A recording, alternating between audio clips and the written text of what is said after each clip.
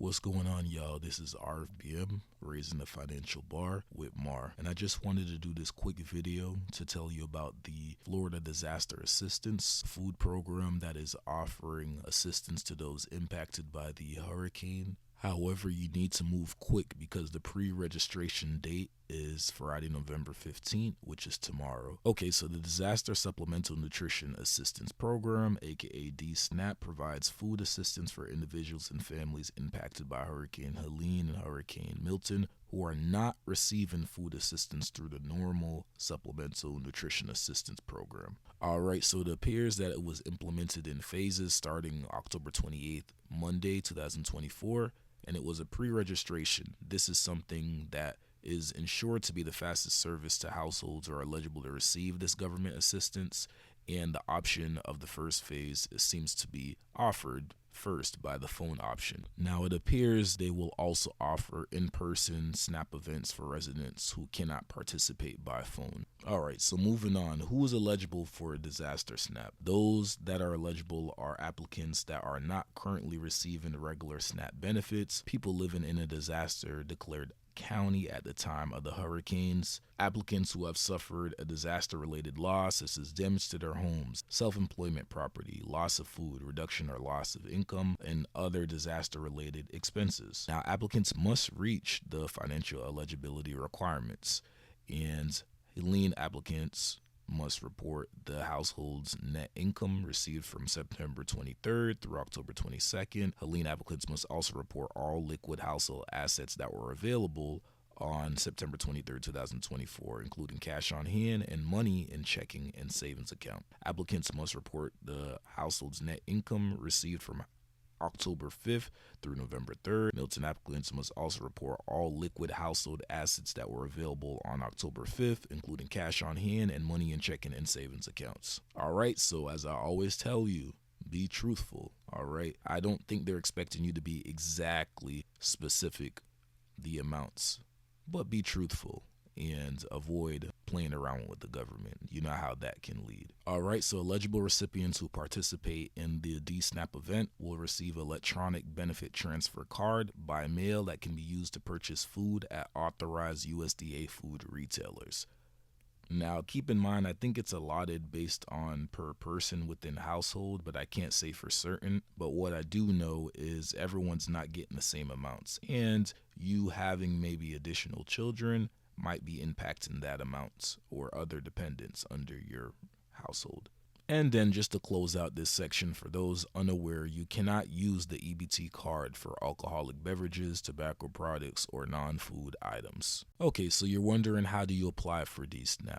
Well, I'm going to add the link inside the description, but those that are impacted by the hurricane in the designated counties, so you can do it through the pre-registration online portal. So verification is required for certain elements of the application. Eligibility can be determined quickly and easily with a state driver's license or identification number and a social security number. Pre-registration will only be open for the counties listed below, and just make sure if you're unable to pre-register online that you understand you can visit one of the DSNAP event locations in person once they are open. Alright, so once you complete the pre-registration form, what you're going to do is go ahead and contact the call center so that you can go ahead and go through the process of doing the phone interview. The phone interview shouldn't take no more than a couple of minutes, to be honest. The whole time was a couple of minutes yesterday.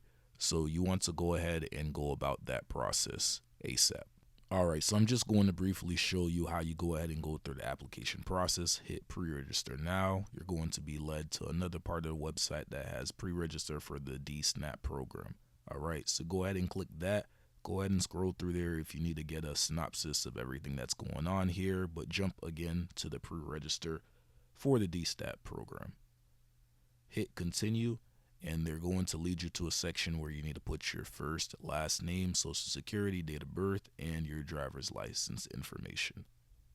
Alright, so once you do that, it might be slightly different because I already went through the application, but there's going to be a section to enter your password, your security question, and then go ahead and hit continue. Alright, so next section is going to be your household's address information. So make sure that you confirm if that's where you receive your mail, If you have somebody age 60 or older that has a disability or you care for that is a family member, enter that information as well. Is there anybody in your house that's a current Department of Children and Family employee? And also, I forgot to mention the one previously, make sure you answer whether or not this disaster damaged or destroyed your household's home or self-improvement property, or caused the household to lose food or create any additional expense for the household. Hit continue.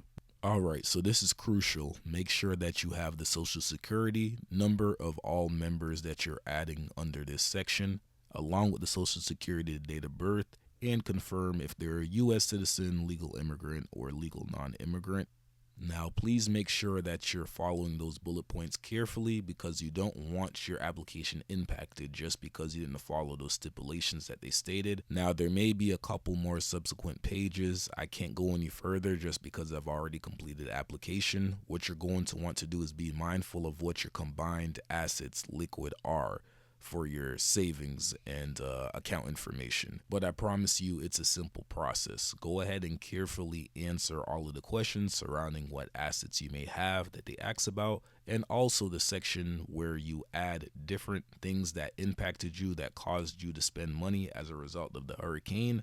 Be careful on what you enter, because you want to be able to explain what you mean when you state this amount of things affected you for medical supplies or miscellaneous items, and this affected you for the money that you had to spend for your food. For example, I have a deep freezer. There was a lot of frozen foods and meats in there, and I made sure to stipulate when I did my phone interview afterwards the reason why the money was at the sum it was. Again, feel free to ask any questions you may have in the comments below. One last thing I also want to add is when you're adding the information for any assets, liquid assets, and savings that you may have, make sure that you're adding other people when you go to the portion where it wants the other household members and what they may have in their savings and other miscellaneous income too. And of course, be mindful of what income you're adding for the section towards the end of the application when it asks about your wages. As always, I appreciate the support. If you found this content helpful,